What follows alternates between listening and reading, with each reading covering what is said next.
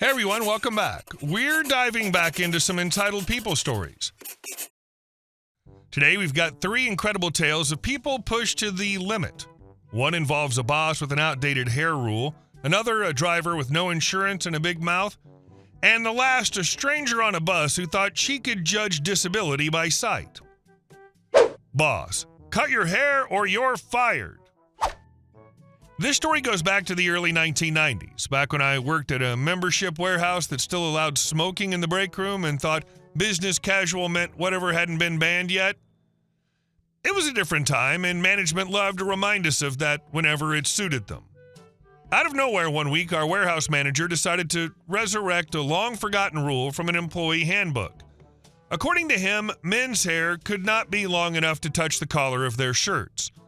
No discussion, no warning, no gradual enforcement, just a sudden announcement at the morning meeting, delivered with a smug confidence of someone who thought they were about to restore order to the universe. This immediately became a problem for several guys on staff. One of them, Dave, had been growing his hair out since high school. By the early 90s standards, it was glorious. Thick, straight, well-kept, and down past his shoulders. Cutting it wasn't just trimming a style, it was undoing nearly a decade of commitment. Management didn't care. Dave and the others were told they had 2 choices, cut their hair or find another job.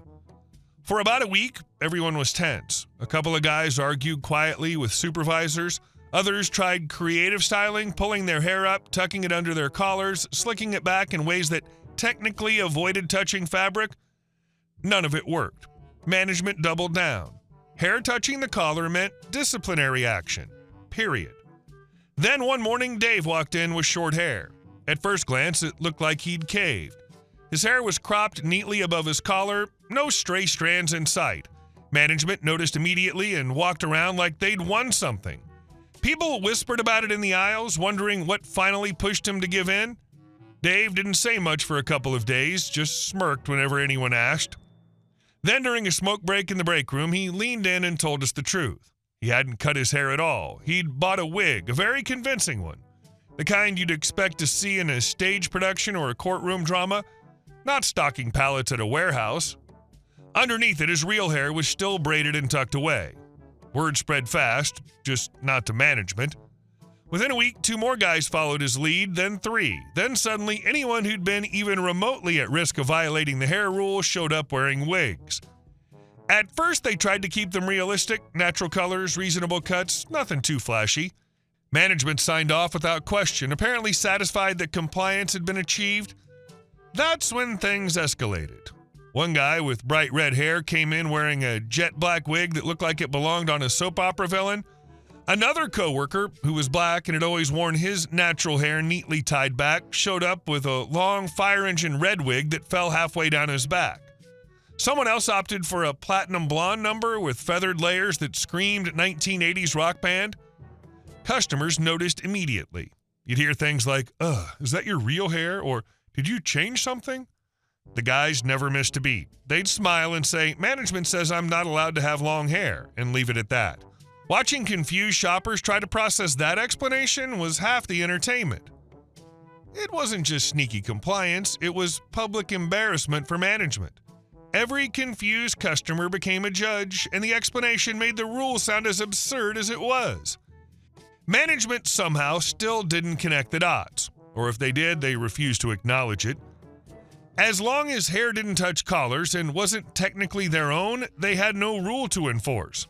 The wigs kept getting worse, bigger, shinier, less subtle. At least one of them was clearly synthetic and caught the warehouse lighting in a way that made it glow. The breaking point came when a regional manager visited the store. He walked the floor and nodded approvingly at displays, then stopped dead in his tracks when he saw a line of employees with wildly mismatched hairstyles that looked like a bad costume party. He pulled the warehouse manager aside and had a very quiet but very intense conversation near the loading docks. By the next morning, there was another meeting. This time, the warehouse manager looked tired. He cleared his throat and announced that the dress code regarding hair length had been reevaluated. As long as natural hair was clean, presentable, and didn't interfere with job duties, length would no longer be an issue. No apology, no acknowledgement of the wigs, just a sudden reversal like the rule had never existed. The next day, every wig disappeared.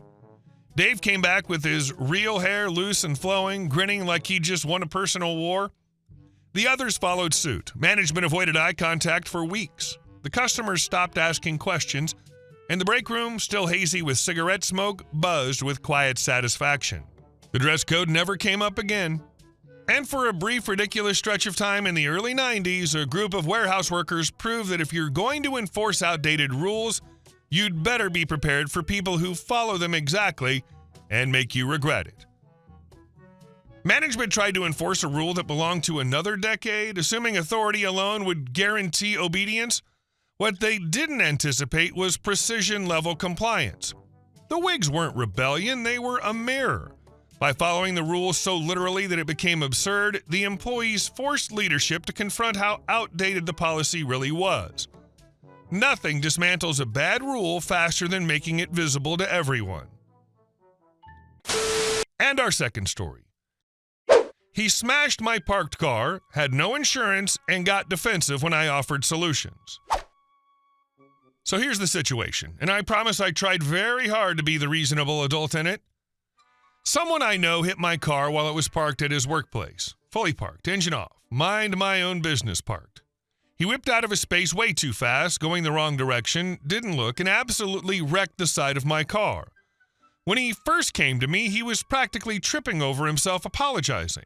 "I'll do anything to make it right. I feel terrible. Please let me fix this," the whole script.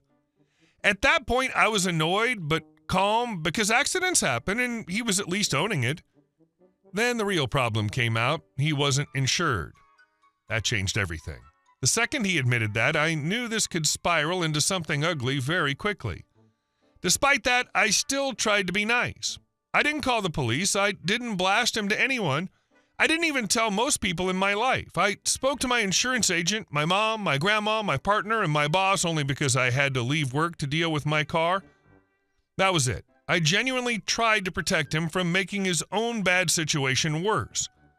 We laid out two very clear options. Option one, he pays the body shop directly, almost $3,000, and we're done. Option two, he pays my insurance deductible. The repairs get handled properly, and then he works it out with the insurance company afterward, even if that means a payment plan or garnishment. My agent specifically said the second option would help him avoid immediate legal trouble like losing his license or registration. I was literally trying to save him from himself.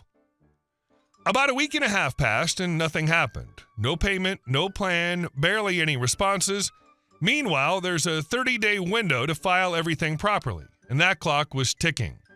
My insurance agent asked me to relay again that the deductible first option was the smartest move for him, so I sent a polite text explaining exactly that. No attitude, no threats, just facts. That's when he decided to get cute. "I've been driving longer than you've been born," he texted back. "I think I know how this works." He's maybe 40, I'm 26. This wasn't some ancient road sage imparting wisdom. It was an uninsured guy who just smashed into a parked car. I replied calmly and told him there was no need for sarcasm and that I was just passing along what my insurance agent specifically asked me to communicate.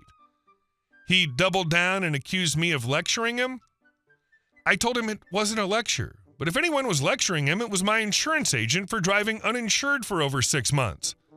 That apparently lit a fuse. He started sending long defensive messages saying things like, "I can do this all day, and every text you send, I'll respond."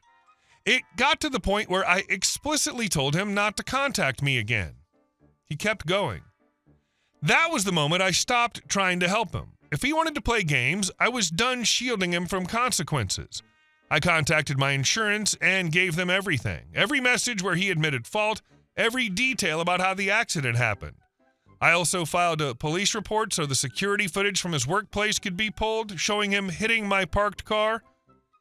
At that point, it stopped being my problem. That line's the turning point. You handed him a life raft, he used it to whack you over the head. The moment you stop managing his mess for him is the moment he becomes responsible for his own choices. It's a clean, necessary break. Now he's facing exactly what I tried to prevent: potential loss of license, registration issues, insurance going after him for the full amount, all of it. And honestly, I don't feel bad. Don't drive without insurance, and definitely don't mouth off to the person you hit while they're actively trying to protect you. Here's the extra layer that makes this even messier. He's my partner's shift manager. That's the entire reason I bent over backward to be accommodating in the first place. I didn't want workplace fallout. I didn't want things to be awkward or tense. My partner has handled it by playing completely dumb, acting like he has no idea what's going on, even though he'd love nothing more than to unload on the guy for how he spoke to me. I went straight to the general manager once things escalated. I laid everything out calmly and clearly. To their credit, they assured me multiple times that my partner wouldn't be treated differently, that he's a solid employee, and that the shift manager was obviously at fault and incredibly stupid for antagonizing me. That confirmation alone made me feel a lot better about standing my ground. The car is scheduled to go into the shop in early December. I'll be out $500 for the deductible for a while, which means Christmas will be tighter than I'd like. But honestly, worth it. Especially because apparently his coworkers now openly mock him for the whole thing. Anytime it comes up, he gets visibly nervous, convinced my partner's about to snap on him. I tried to give him every opportunity to handle this quietly and responsibly. I waited 2 full weeks. I gave him options. I protected him from legal consequences until he forced my hand. He chose arrogance over accountability, and now he gets to deal with the fallout. Funny how fast "I know what I'm doing" turns into panic when reality shows up with paperwork. The workplace fallout's its own kind of justice. You tried to protect him from professional awkwardness too. Now he gets to be the office joke who screwed up and then was a jerk about it. That nervousness is the price of his arrogance, paid daily. And our last story. A woman demanded my seat, punched my ribs, and screamed I was too young to be disabled.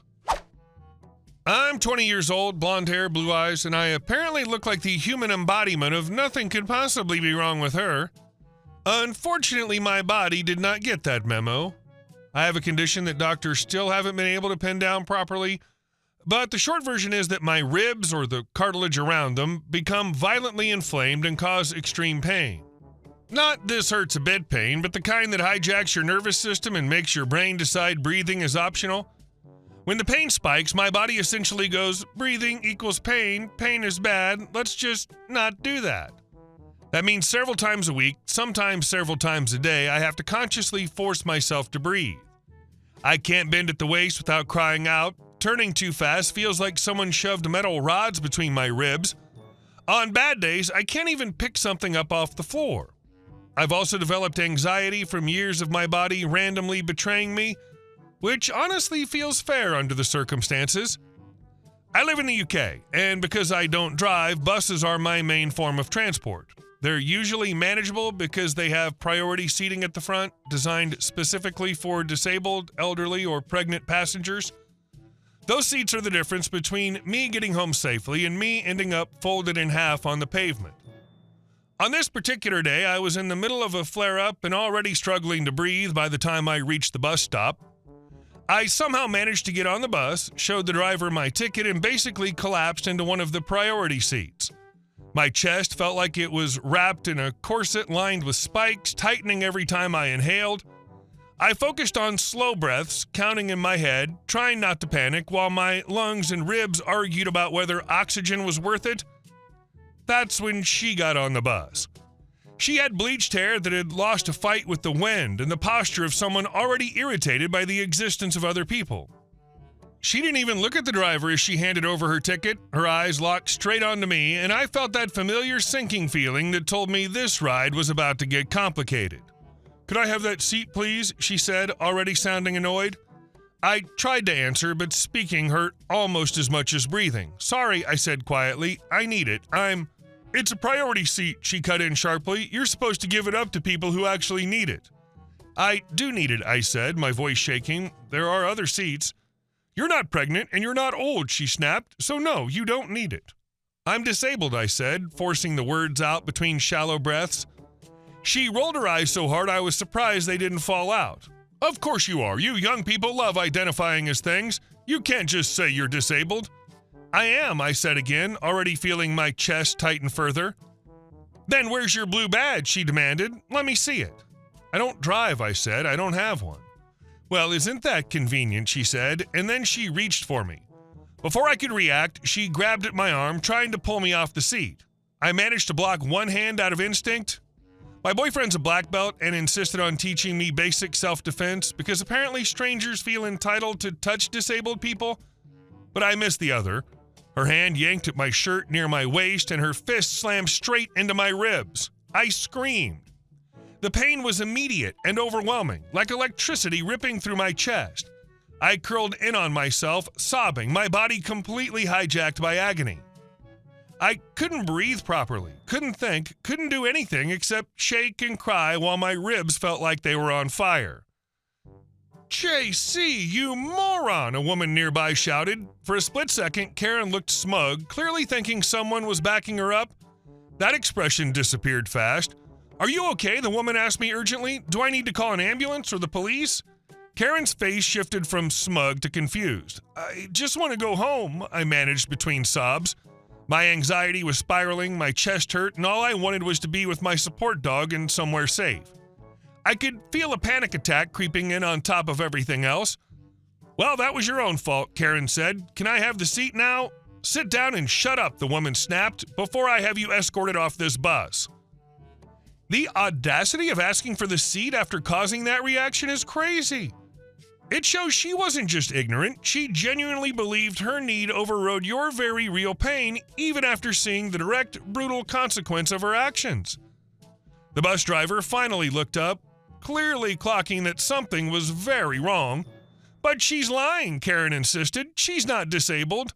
Look at her, the woman said. She's clearly disabled. Sit down before you embarrass yourself any further. She's too young to be disabled, Karen said, her voice starting to wobble. She can't be. By now, the entire bus was watching. People were tutting loudly, shaking their heads, glaring at her. I whispered that my stop was coming up, even though it wasn't, because I just wanted the situation to end. We'll get you there, the woman said gently. She then turned, pointed at an empty seat, and fixed Karen with a look that could have stripped paint. Karen's face went red as she shuffled over and sat down, muttering under her breath. She didn't need to make such a fuss, Karen grumbled. You practically attacked her, the woman shot back. You're lucky she doesn't press charges for harassment or assault. Karen opened her mouth again, but the bus driver stood up and she snapped it shut immediately. Her entitlement deflated the second there were consequences involved. The woman stayed with me until my actual stop, chatting calmly to distract me while I focused on breathing. By the time I got home, I lay flat on the floor and let my dog climb onto my chest, applying deep pressure therapy while I cried it out. The pain eventually eased, but the memory stuck. Some people really believe disability has an age limit, and that if you don't look broken enough for their comfort, you owe them proof. Karen learned that day that priority seating isn't a debate stage, and that ignorance doesn't give you permission to put your hands on someone else. I just wish the lesson hadn't come with bruises. All three stories are about enforcing boundaries against people who abuse power, evade responsibility, or deny reality. Story 1 wins for me, while stories 2 and 3 involve defending against direct harm. Story 1's response was a work of art. It was collective, creative, and cleverly used malicious compliance to turn an oppressive rule into a public satire. They didn't just win, they made management look so foolish that they had to silently surrender. It's a perfect example of fighting stupid power with brilliant, unified wit. So what's your verdict? Which story had the best response? Vote in the comments. 1, 2, or 3. Hey guys, thank you all for watching the video. I'll see you in the next one.